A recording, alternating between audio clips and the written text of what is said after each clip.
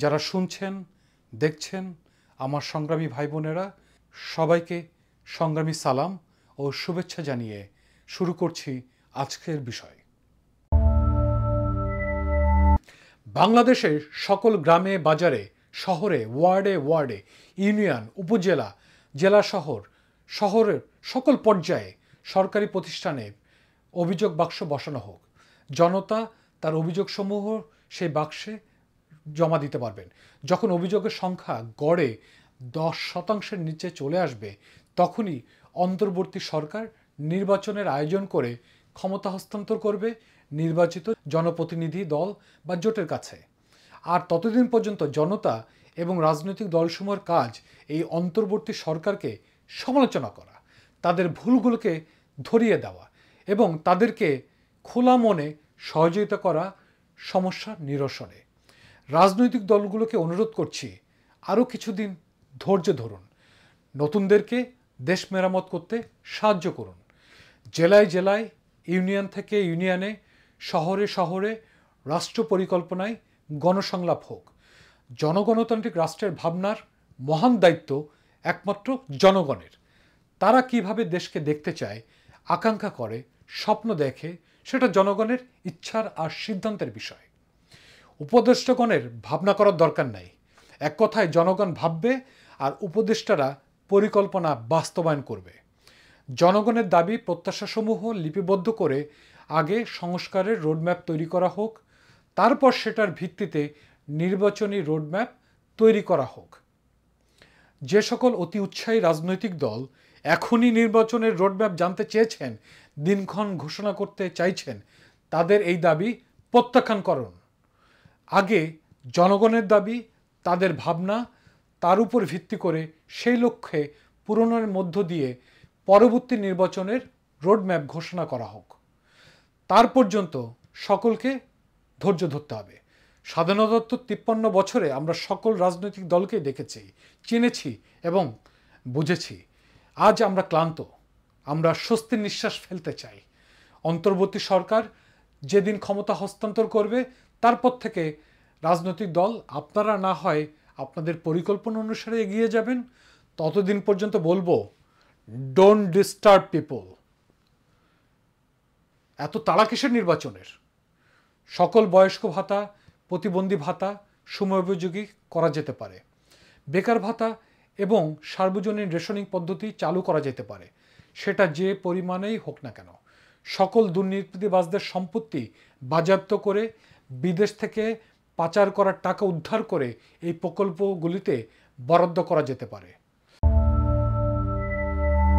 অন্তর্বর্তী সরকারের আমলের সময় মধ্যে রাজনৈতিক দলগুলোকে আহ্বান জানাচ্ছি যে আপনারা দলের অভ্যন্তরে গণতন্ত্রের চর্চা শুরু করেন। প্রকৃত অর্থে স্বচ্ছতার মধ্য দিয়ে প্রকাশ্যে আনুন দলীয় গণতন্ত্রের চর্চা। নির্বাচন পদ্ধতিতে তৃণমূল থেকে নেতৃত্ব পর্যন্ত, নতুবা প্রয়োজনে নির্বাচন কমিশন আপনাদের দল গড়তে সাহায্য করবে। সিদ্ধান্ত আপনাদের। নিজেরা শুধরাবেন না সাহায্য লাগবে? বাংলাদেশের সশস্ত্র বাহিনীকে সম্পূর্ণ নতুনভাবে ঢেলে সাজাতে হবে। বাংলাদেশে 18 ঊর্ধ্ব সকল নাগরিককে প্রতিবন্ধী ছাড়া সশস্ত্র বাহিনীতে যোগদান করবে। এরই মধ্য দিয়ে বাংলাদেশ সেনাবাহিনীর, সশস্ত্র বাহিনীর নিয়মিত এবং অনিয়মিত সংখ্যা বৃদ্ধি করা যেতে পারে এবং এরই মধ্য দিয়ে বাংলাদেশ সামরিক বাহিনী একটি জনগণের বাহিনী হয়ে উঠবে, অর্থাৎ গণবাহিনী হয়ে উঠবে, যাতে কোনো শত্রু দেশের বিরুদ্ধে এদেশের জনগণ যে কোনো যুদ্ধের জন্য প্রস্তুত থাকতে পারে। স্পষ্ট করে বলতে গেলে আসন্ন পানি নিয়ে যে যুদ্ধ, তারই প্রস্তুতি নেওয়া। সামরিক বাহিনীর যে সকল গোপন চুক্তি হয়েছে, বিশেষত ভারতের সাথে প্রতিরক্ষা সরঞ্জাম ক্রয়, মিলিটারি শিক্ষা সহযোগিতা সহ অন্যান্য সমস্ত চুক্তি বাতিল করতে হবে। বিশেষত 15 বছরের সহ গত 30 বছরে সামরিক বাহিনীতে, সশস্ত্র বাহিনীতে করা সকল ক্রয় বিক্রয় চুক্তি পুনর্মূল্যায়ন, অডিট করাতে হবে এবং দুর্নীতি তদন্ত করাতে হবে। ইতিমধ্যে বাংলাদেশের সশস্ত্র বাহিনী উচ্চ পদে অধিষ্ঠিত জেনারেলরা বিভিন্ন দুর্নীতি অভিযুক্ত। আমরা দুর্নীতিমুক্ত সশস্ত্র বাহিনী চাই। সেনাবাহিনী, বিমান বাহিনী, নৌবাহিনী দুর্নীতিমুক্ত করতে হবে। বর্তমানে বাংলাদেশের সশস্ত্র বাহিনীর সদস্য সংখ্যা 2 লক্ষের কিছু বেশি, বিজিবি 70,000-এর বেশি, হয়তোবা কাছাকাছি। এই যোগফল খুবই নগণ্য ভারতের মতো বৃহৎ এক শক্তিশালী দেশের বিরুদ্ধে। আমাদের এই সংখ্যা নিয়মিত অনিয়মিত বাহিনী মিলিয়ে কয়েক কোটিতে উন্নীত করতে হবে। প্রতিষ্ঠা লগ্ন থেকেই র্যাব পুলিশ বাহিনীর সাথে যৌথ পরিচালনায় সহযোগিতায় সকল হত্যাকাণ্ডের সঙ্গে অভিযুক্ত, হত্যাকারী এবং হত্যার নির্দেশদাতাদের অবিলম্বে কোনো বদলি নয়, সাময়িকভাবে বরখাস্ত, বিচারে অভিযোগ প্রমাণিত হলে চাকরিচ্যুত করা এবং তাদের পেনশন বাতিল করা। 2024 সালের গণহত্যায় অভিযুক্ত র্যাব, বিজিবি, পুলিশ বাহিনী সহ অন্যান্য বাহিনীর সাথে যৌথভাবে সংগঠিত সকল সহিংসতা, হত্যাকাণ্ডের সঙ্গে অভিযুক্ত, হত্যাকারী এবং হত্যার নির্দেশদাতাদের অবিলম্বে কোনো বদলি নয়, সাময়িকভাবে বরখাস্ত, বিচারে অভিযোগ প্রমাণিত হলে চাকরিচ্যুত করা এবং তাদের পেনশন বাতিল করা। পরিশেষে র্যাব বাহিনী বিলুপ্ত করতে হবে অবিলম্বে। র্যাব থেকে সশস্ত্র বাহিনীর সকল সদস্যদেরকে যার যার বাহিনীতে ফিরিয়ে নিতে হবে।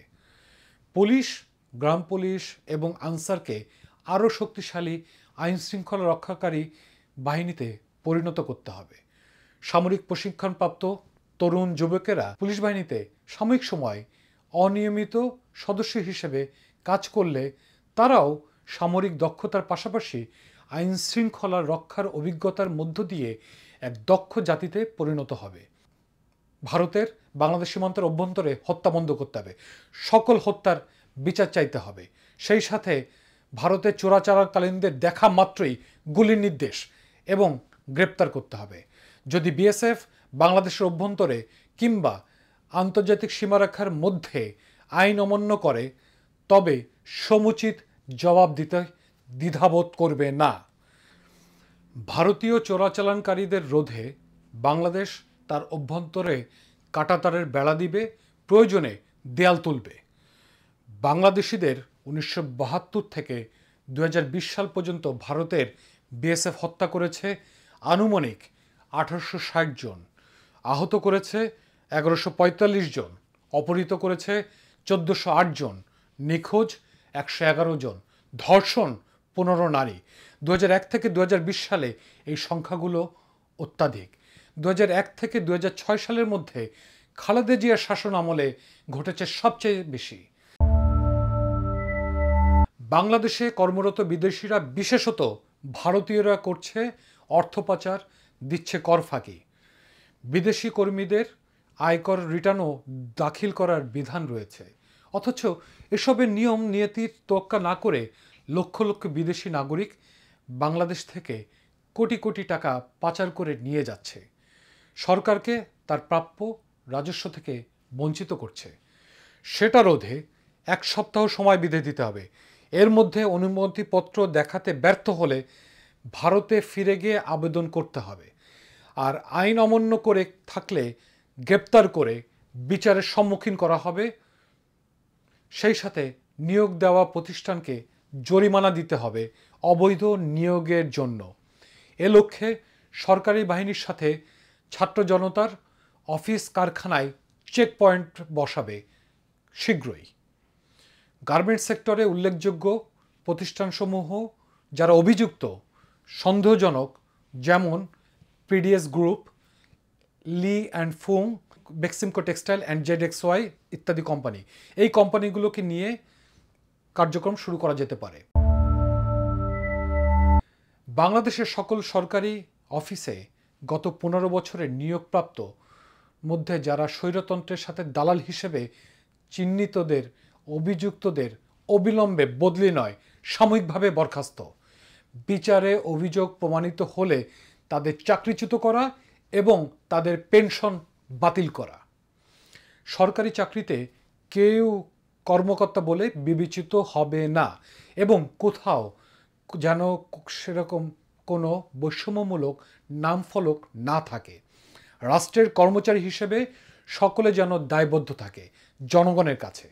সেই সাথে সচিবালয় থেকে শুরু করে সরকারি সকল অফিসে দামি টেবিল চেয়ার সহ সমস্ত কিছু বর্জন করতে হবে, যেন অফিস আদালত হবে সাধারণত্বের মধ্য দিয়ে গড়া। সরকারি কর্মচারীরা কেউ যেন অন্যায় বিচারের দোষী সাব্যস্ত হলে বিচারে কোনো বদলি নয়, সরাসরি বরখাস্ত, প্রয়োজনে পেনশনও বাতিল করতে হবে। কেউ যেন মনে না করে তার চাকরিতে একবার যোগদান মানেই চিরস্থায়ী বন্দোবস্ত হয়ে যাওয়া, এই ধারণা ভাঙতে হবে। সরকারি চাকরিতে মধুও আছে, ভুলে যেতে হবে। সরকারি প্রতিটি অফিসে অভিযোগ বাক্সকে কার্যকর করে তোলা এবং সেটা আলাদা একটি কমিশনের নিয়ন্ত্রণে রাখা, যারা বাক্সগুলিকে নিয়ন্ত্রণ করবে, অভিযোগের তদন্ত করবে, সেই সাথে যত ব্যবস্থা নিতে সংশ্লিষ্ট বিভাগের সঙ্গে তারা কার্যকরী ভূমিকা পালন করবে। স্বায়ত্তশাসন নিয়ে প্রতিষ্ঠানের কর্মীদের মাঝে মালিকানা বন্টন করে দিতে হবে। ব্যাংকে লস হয়, সেগুলো লুটপাট চুরি রোধে কর্মীদের মাঝে মালিকানা বন্টন করে দিতে হবে। সরকারি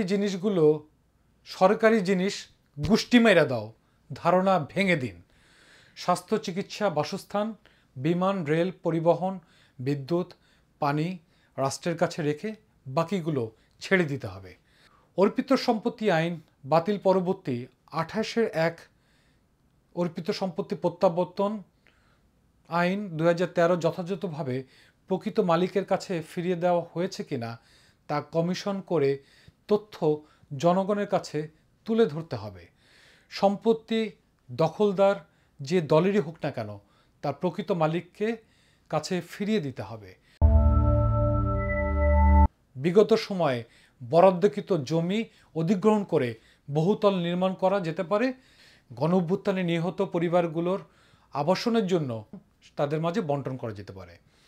রাজধানী উন্নয়ন কর্তৃপক্ষ রাজুক গত 15 বছরের নামমাত্র মূল্যে বরাদ্দকৃত প্লট পুনর্বিবেচনা করা এবং রাজনৈতিক বিবেচনায় নামমাত্র মূল্যে বরাদ্দকৃত প্লট বাতিল করতে হবে অবিলম্বে। যে কোনো আন্তর্জাতিক চুক্তি অবশ্যই সংসদে আলোচিত হতে হবে। সরকার সিদ্ধান্ত গ্রহণ করবে সর্বদলীয় সকলের সাথে আলাপ আলোচনা সাপেক্ষে। কোনো প্রকার গোপন চুক্তি গ্রহণযোগ্য হবে না। ইতিমধ্যে গৃহীত সম্পাদিত সকল চুক্তি এবং সমঝোতা প্রকাশ্যে আনতে হবে এবং সেগুলো পুনর্মূল্যায়ন করতে হবে, বাতিল করতে হবে। বিশেষভাবে ভারতের সাথে চুক্তিগুলো অগ্রাধিকার ভিত্তিতে পুনর্মূল্যায়ন করতে হবে। সার্ককে নতুন করে গড়তে হবে, যাতে কেউ কাউকে একক শক্তিতে চেপে ধরতে না পারে, যাতে বাকিরা একতাবদ্ধভাবে অন্যায়ের প্রতিবাদ করতে পারে। বাংলাদেশ কোনো দেশের সাথে শত্রুতা নয়, বরঞ্চ দেনা পাওনার ভিত্তিতে হিসেবে স্বচ্ছ থাকতে চায়। রাষ্ট্রের সম্পর্ক দেনা পাওনার, এখানে কোনো আবেগী বন্ধুত্ব, ভ্রাতৃত্ব, কৃতজ্ঞতা হয় না। ভারত আমাদের প্রতিবেশী রাষ্ট্র। আমরা ভারতের সাথে শত্রুতা চাই না, কিংবা আমরা চাই সহজ এবং সমানে সমানে দেনা পাওনার হিসাব।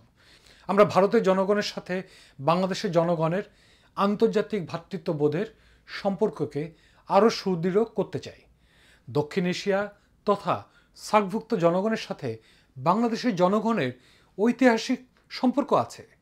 এই ইতিহাস হাজার বছরের।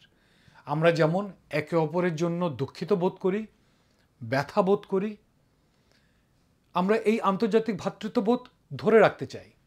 এটা প্রমাণিত যে আন্তর্জাতিকভাবে ভ্রাতৃত্ববোধ হয়ে উঠবে আমাদের দক্ষিণ এশিয়ার মানুষের সেতুবন্ধনের একমাত্র উপায়। দক্ষিণ এশিয়ার সকল নিপীড়কের বিরুদ্ধে জনগণের মুক্তির উপায়, স্বৈরাচারের বিরুদ্ধে জনগণের মুক্তির উপায়, এক একটা প্রগতিশীল রাষ্ট্রের গড়ার উপায়। ভারতের প্রধানমন্ত্রী নরেন্দ্র মোদীকে নিয়ে বলবো,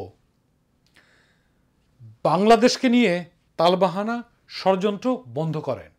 শেখ হাসিনাকে তৃতীয় কোনো দেশে পাঠাবার চিন্তা ভুলে যান।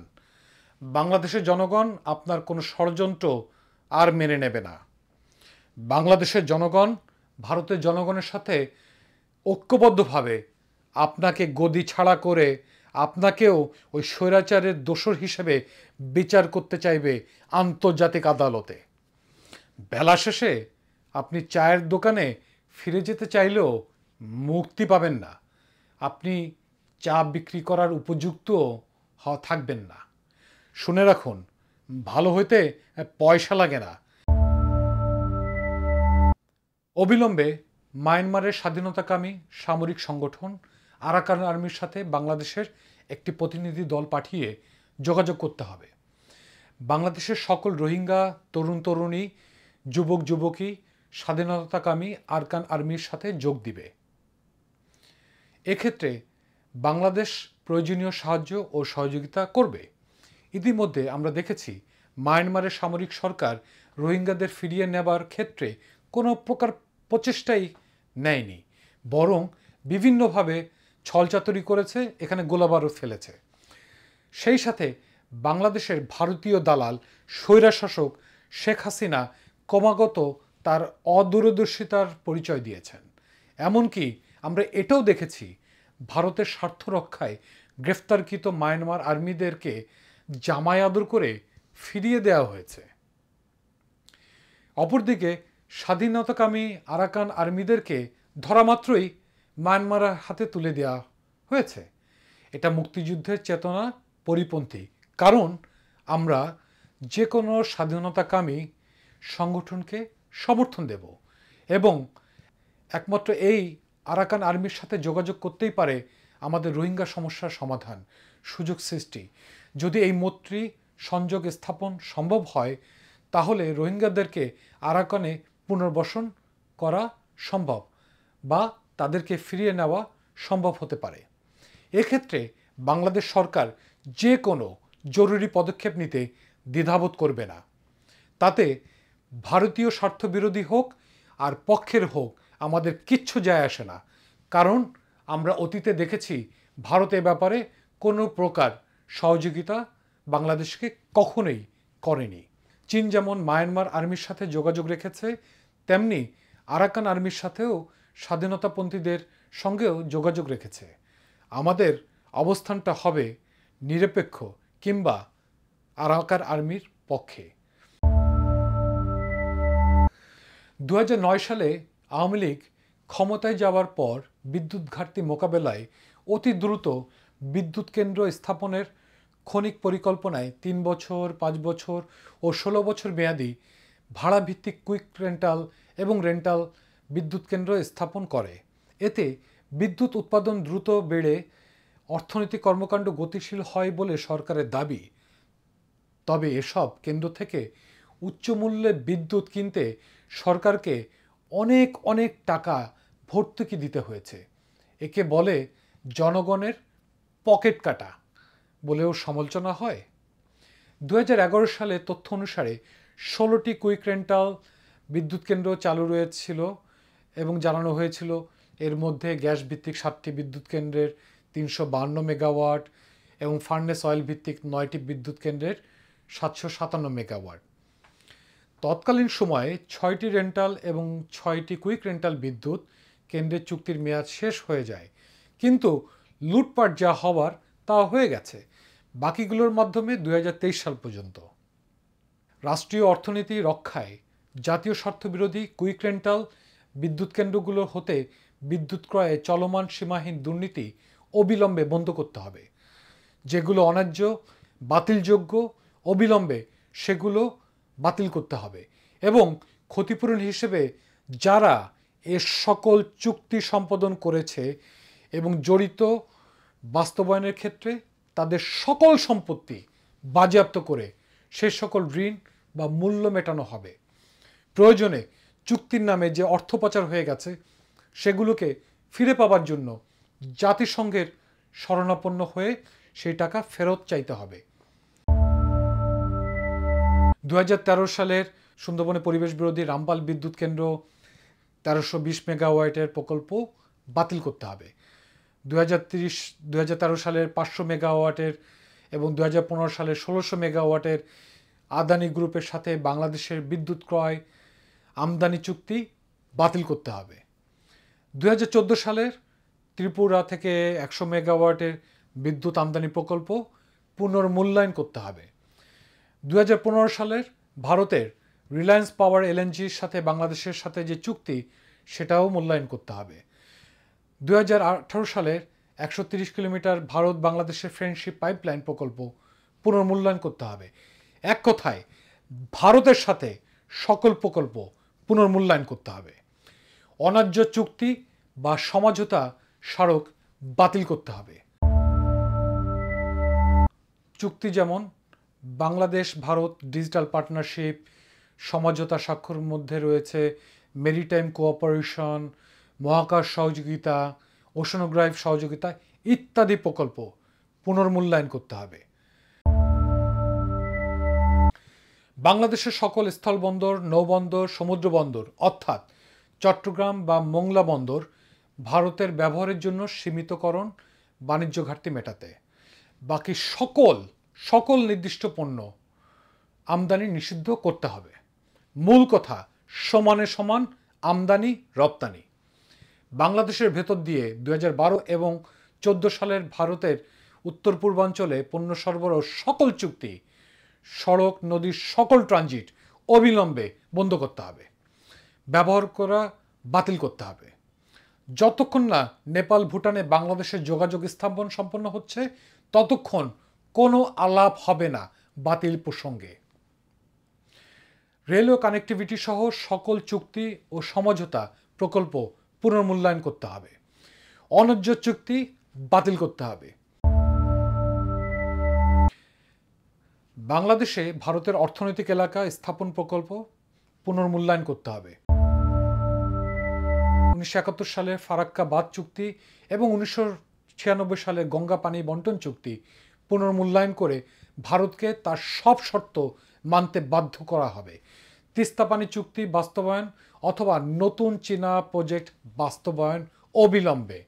দেশের সকল নদী, খাল, জলাধার পুনর্খনন করে পানি ধারণ ক্ষমতা বাড়াতে হবে এবং সেই পানি শুষ্ক মৌসুমে পানির প্রাপ্তির সুবিধা দেবে। সেই সাথে স্বাধীনতার 53 বছরে ক্ষমতাবানদের দখলকৃত সকল নদ নদী, খাল, জলাধার দখলমুক্ত করে পুনর্খনন করতে হবে যাতে সেগুলো পানি ধরে রাখতে পারে। শুধু অন্যকে দোষ দিয়ে কুল পাওয়া যাবে না, নিজ দেশের ভূমি খেকোদেরকেও বিচার করতে হবে। সেই সাথে জাতিসংঘে অভিযোগ জানাতে হবে ভারত বাংলাদেশ আন্তর্জাতিক যৌথ নদীগুলোর উপর ভারতের অবৈধ জবরদস্তিমূলক সকল বাঁধ ভেঙে নদী স্বাভাবিক প্রবাহ ফিরিয়ে আনতে বাধ্য করতে হবে। নদী বনাম ট্রানজিট চুক্তি হতে পারে না। নদীর পানি আমাদের ন্যায্য অধিকার, কোনো বিনিময় নয়। পানি সমানে সমান হিসেব হতে হবে। বাংলাদেশ ভারত সমঝোতা স্বাক্ষরের মধ্যে রয়েছে মৎস্য খাতে সহযোগিতা, সেটিও পুনর্মূল্যায়ন করতে হবে। বাংলাদেশ ভারত সমঝোতা স্বাক্ষরের মধ্যে রয়েছে দুর্যোগ ব্যবস্থাপনা ইত্যাদি প্রকল্প পুনর্মূল্যায়ন করতে হবে।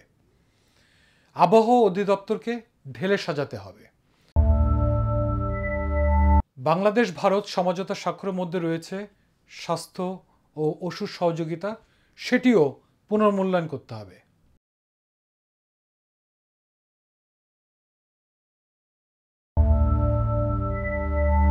বিদেশের বিমান সংস্থাগুলো বাংলাদেশের আকাশসীমা ব্যবহার করে কিন্তু ভারতের রাডার থেকে সিগন্যাল রেজিস্টার করে, আর সকল অর্থ চার্জ পায় ভারত। বাংলাদেশের আকাশসীমা ভাড়া গুনছে আন্তর্জাতিক বিমান সংস্থাগুলো থেকে। ঢাকা বিমানবন্দর মানে শাহজালাল বিমানবন্দর পুরন রাডার ব্যবহার করে, যার কার্যক্ষমতা আন্তর্জাতিক মানদণ্ডে প্রশ্নের মুখে বহুদিন থেকে। 2017 সালে চট্টগ্রামের বিমানবন্দরে জন্য নতুন একটি চতুর্থ প্রজন্মের রাডার কেনা হয়। স্থাপন করা হলেও এখনো পর্যন্ত চালু করে কমিশন করা সম্ভব হয়নি। ভারতের আপত্তির কারণেই নাকি এই রাডার সচল করা যাচ্ছে না। অবিলম্বে সাইবার সিকিউরিটি বা ডিজিটাল সিকিউরিটি অ্যাক্ট আইন বাতিল করতে হবে। প্রাথমিক থেকে ডিগ্রি পর্যন্ত মাতৃভাষায় শিক্ষা অবৈতনিক বা ফ্রি করতে হবে। শিক্ষা বাজেট বরাদ্দ বৃদ্ধি করতে হবে। আমাদের মতো অনুন্নত দেশকে যদি খুব দ্রুত উন্নতির শিখরে নিয়ে যেতে চাই, তাহলে তার পেছনে বিনিয়োগ করতে হবে। সেক্ষেত্রে আমাদের শিক্ষায় বরাদ্দ কমপক্ষে 10 থেকে 12% উন্নীত করতে হবে, এবং সেটা আসছে অর্থ বছর থেকেই। শিক্ষকদের মান উন্নয়নে কাজ করতে হবে। তাদের বেতন বৃদ্ধি, সামাজিক মর্যাদা এবং অন্যান্য সকল সুযোগ সুবিধা বৃদ্ধি করতে হবে, যেন তারা নিঃসংকোচে আনন্দের সহিত পাঠদান করতে পারে। শিক্ষা যদি জাতির মেরুদণ্ড হয়ে থাকে, তাহলে সেই মেরুদণ্ড কেন এত ভঙ্গুর কেন?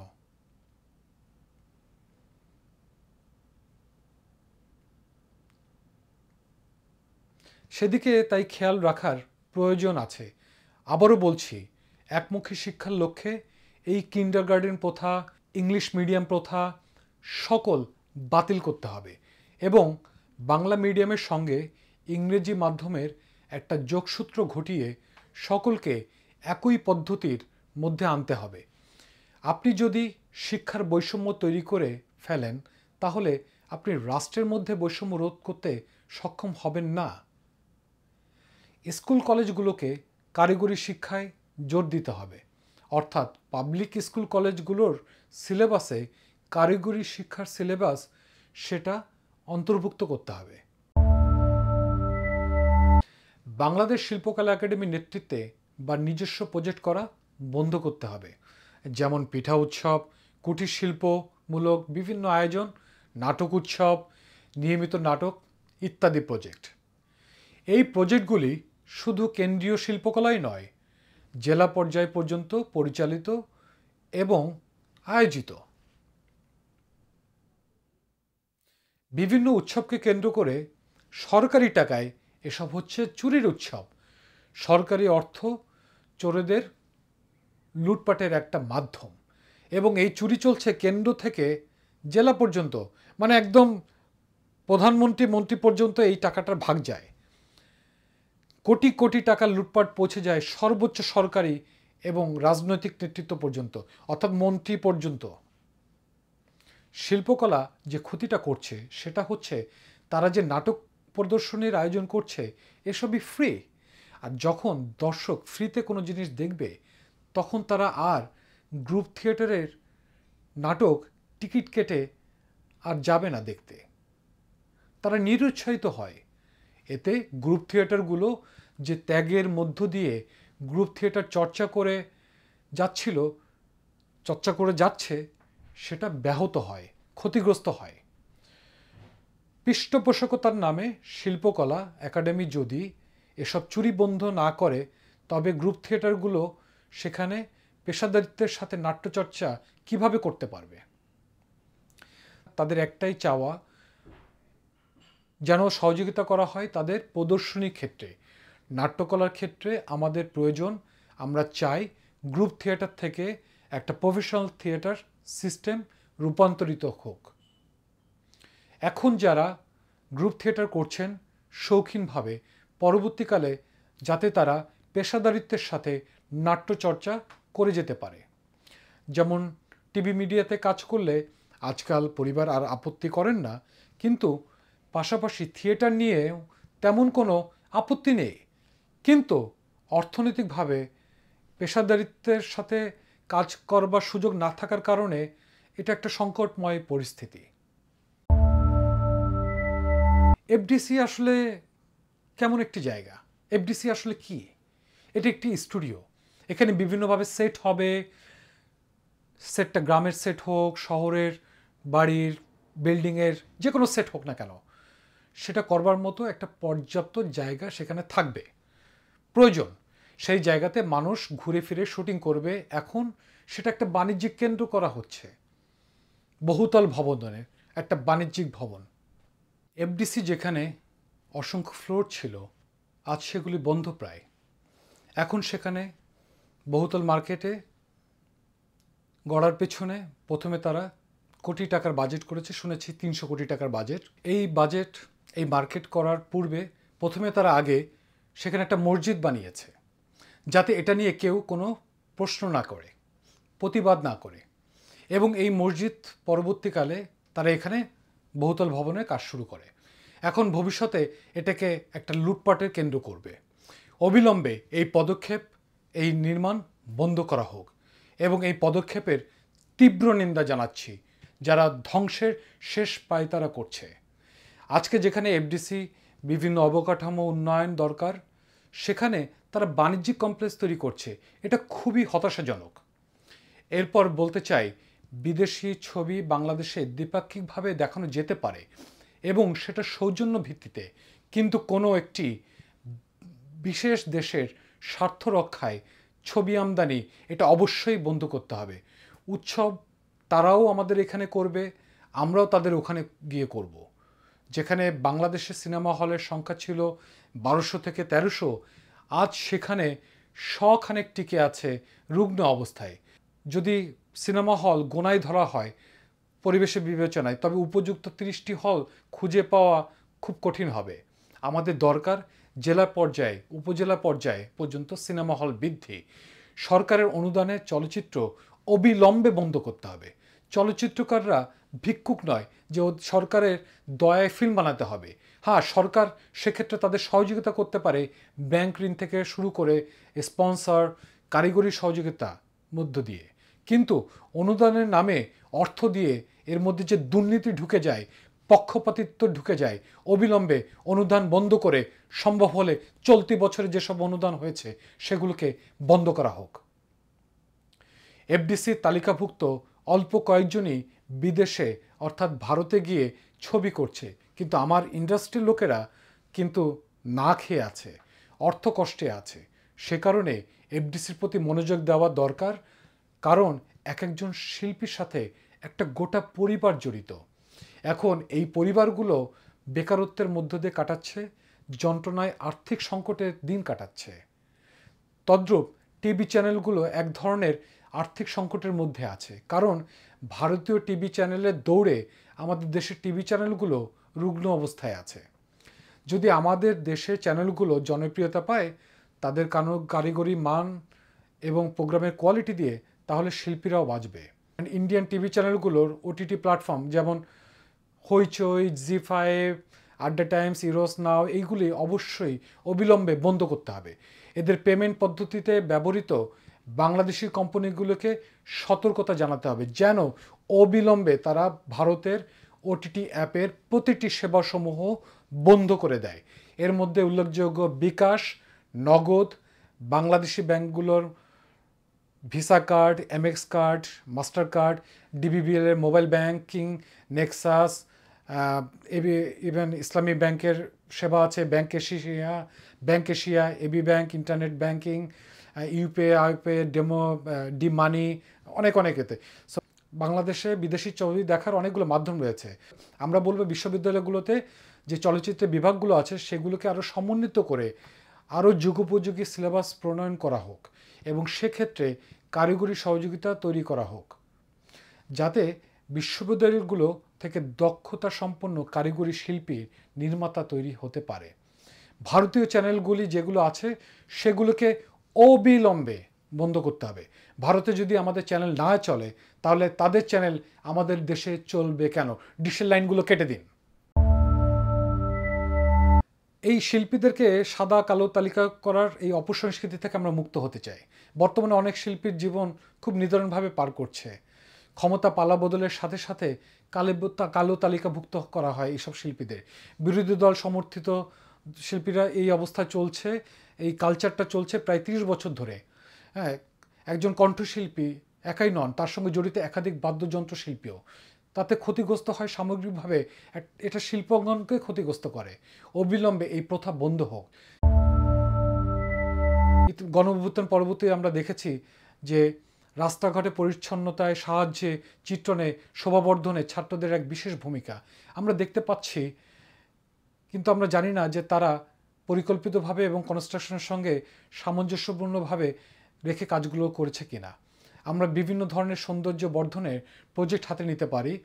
সরকার সেক্ষেত্রে যারা চিত্রশিল্পী আছে তাদেরকে কাজে লাগানো যেতে পারে। এতে ভবিষ্যতে বাংলাদেশের পর্যটন শিল্প বিকশিত হবে। সরকার এ ব্যাপারে কোন ধরনের চিত্রাঙ্কন হবে, কোন ধরনের রং ব্যবহার করবে, সেগুলো নির্মাণকে ক্ষতিগ্রস্ত করবে কিনা সে ব্যাপারে উল্লেখযোগ্য ভূমিকা নিতে পারে। তাতে আমাদের যুব সমাজের বেকারত্বের একটা বড় অংশ দূর হতে পারে। বাংলাদেশে মোটামুটি 4 ধরনের শিক্ষা প্রথা বিরাজমান। আর্মি ক্যাডেট শিক্ষাকে এর থেকে বাইরেই রাখছি, কারণ ওটা বিশেষায়িত। এর মধ্যে উল্লেখযোগ্য হচ্ছে টেক্সট বুক বোর্ড, মাদ্রাসা শিক্ষা বোর্ড, কারিগরি শিক্ষা বোর্ড এবং উন্মুক্ত বিশ্ববিদ্যালয়। স্কুল বিশ্ববিদ্যালয় যাই হোক না কেন, সরকারি বেসরকারি, ক্লাস 1 থেকে মাস্টার্স পর্যন্ত যে সিলেবাসটা তৈরি হয় সেটি এখন ভারতেই তৈরি হয়, এবং বই যেগুলি ছাপানো হয়, মুদ্রণ হয়, সেটাও ভারতে হয়। কারিগরি শিক্ষা বোর্ডেরও সিলেবাস থেকে শুরু করে তার ছাপাখানা, মুদ্রণ সবই ভারতে হয়। উন্মুক্ত বিশ্ববিদ্যালয় একই সমস্যা। আজকে বাংলা বাজার শেষ হয়ে গেছে। গত 15টি বছর পরিকল্পিতভাবে এই প্রকাশনা জগৎকে ভারতের হাতে তুলে দেওয়া হয়েছে। বাংলা বাজার কেন্দ্রিক আজকের লক্ষ লক্ষ বেকার, শুধু লক্ষ লক্ষ বেকার নয়, এই বেকারদের সঙ্গে এক একটি পরিবার জড়িত। সুতরাং লক্ষ লক্ষ মানুষ আর্থিক কষ্টে দিন যাপন করছে। অবিলম্বে এই সকল প্রকার অন্যায়, দেশদ্রোহীমূলক সরকারি কর্মকাণ্ড বন্ধ করতে হবে। পুরো বাজার অর্থাৎ সিলেবাস থেকে প্রকাশনা সমস্ত কিছু বাংলাদেশে ফিরিয়ে আনতে হবে। এর মধ্যে একমাত্র ব্যতিক্রম মাদ্রাসা শিক্ষা বোর্ড। ভারতের ওরা ভালো আরবি পারে না, আর তাই পারে নাই বলে দখল করতে জায়গাটা, না হলে এটাও খেয়ে নিত আর কি। শুধুমাত্র বাংলা একাডেমি বছরে 1-2 মাস 21শে বইমেলা উৎসবকে কেন্দ্র করে প্রাণ প্রদীপ জ্বালিয়ে রেখেছে। এগুলো সবই সৃজনশীল বই, তাও কাগজ যেটাতে ছাপানো হয় সেটিও ভারত থেকে কিনে আনতে হয়। আমরা পারিনি প্রয়োজনীয় কাগজ উৎপাদন শিল্প গড়ে তুলতে।